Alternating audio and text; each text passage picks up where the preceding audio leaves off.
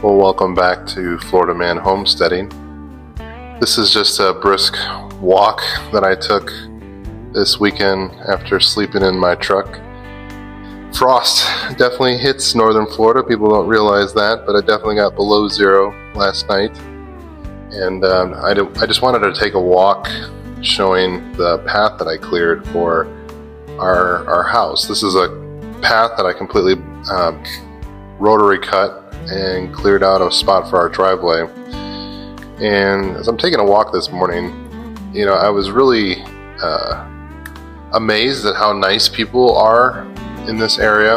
I think sometimes, at least someone who lived in the suburbs my entire life, sometimes people in rural areas get a negative connotation behind them, but I got to meet my neighbors this entire weekend. I got to meet my next door neighbor.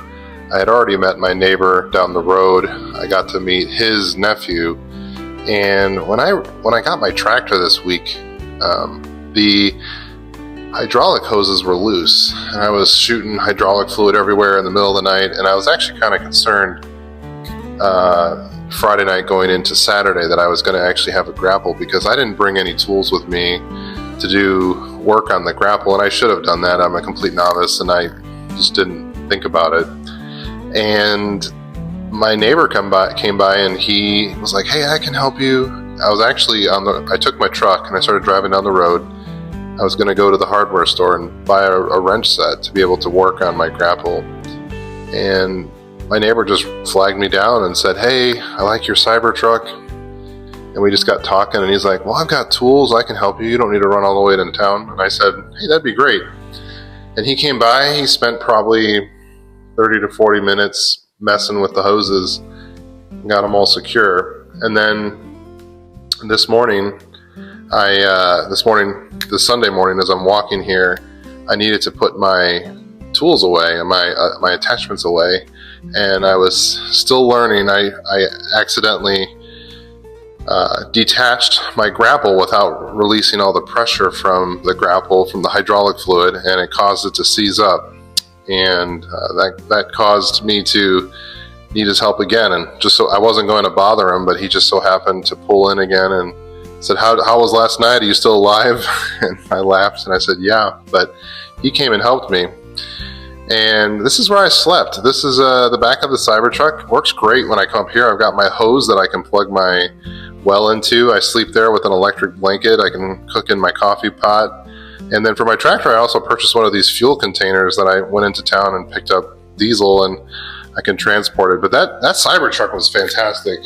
I just roll the tonneau cover over me, and I can actually sleep and stay warm, even though it was getting down into the upper 20s. But going back, people are just so nice out in rural areas. I think they just get a bad rap, but everyone, when you're kind of out in the middle of nowhere, people just want to help each other. And I definitely got helped twice by this guy. He just came by and was able to help me relieve some of the pressure out of my grapple, so I was able to use it and store it correctly. And I guess that's one of the major things I wanted to talk about today was just people that are out. They're good people. They're out there in rural America. They are always willing to lend a hand. And I just wanted to give a shout out to him, because I don't know how I would have gotten some of this work done if he didn't come by and help me. So as I was getting ready to leave, I needed to put some of my implements in an area. So the day prior, I cut out this little grove area that I'm driving, and I wanted to put my attachments for the tractor that I wasn't going to be using for a while back there. And the point of that was to kind of hide it from people. And I put cameras up in the woods here as well. But you can see some footage of me just moving what I believe that's the box blade. So that's an attachment that I didn't get to use yet, but I'm going to use that to help smooth out my driveway, smooth out my egress road. So what you've seen me driving on most of the time when you get the aerial coverage, that egress road is a road that I cannot fence in. It's a road that gives access to the properties behind me. So that's the reason why we're actually building a separate driveway, so that way I can somewhat fence off that egress road, allow that to be open so people can use it, but then fence off that opening that I'm about to drive through right here. I'm planning on putting a fence right there in the future, and then using that driveway that I showed earlier today as being our main entrance to our property. So this right here, I'm actually using my forks. One of the things that I kept seeing with all the YouTubers was use your forks. They're super helpful, and so that was helping me move a disc harrow to the back. And then this now is a overhead view of what I cleared. So you can kind of see that I cleared out that egress road. So I cleared that all out this weekend. That wasn't too bad. It had just grown up. I had some trees that needed to be picked up with my grapple because, like I said, the hurricane knocked down some trees. And then I was able to clean that up. And then right here on the right, you can see that's where our electric's going to come in from. So I got that cleared up, and there was trees in there as well that had fallen. And then I spent some time building the driveway. So the driveway is going to come up there on the left, and then come through this open clearing, and then right here on the top right, you probably can't see it, but let's throw in an arrow real quick so you can see it. Right there, I cleared out a driveway that's going to lead us to the main home site. And then I cleared all that out this weekend.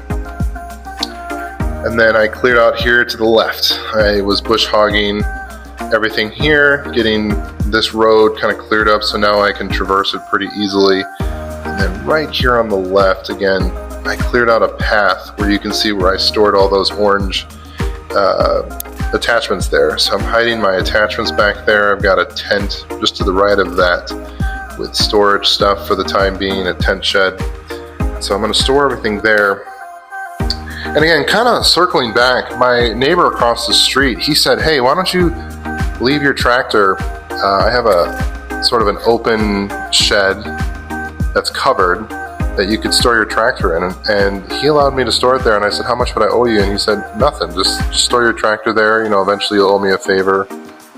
And I was able to take my bush hog, my grapple, and my pretty expensive tractor and store it there while I'm not up there day by day. And that's just fantastic.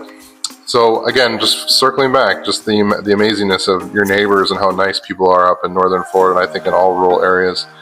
Then I also cleared out this area here, which is just a road going across. That was a timber road that existed prior to us buying it. So that's the work we did on Sunday, and we'll just catch you on the next one. Thank you for visiting.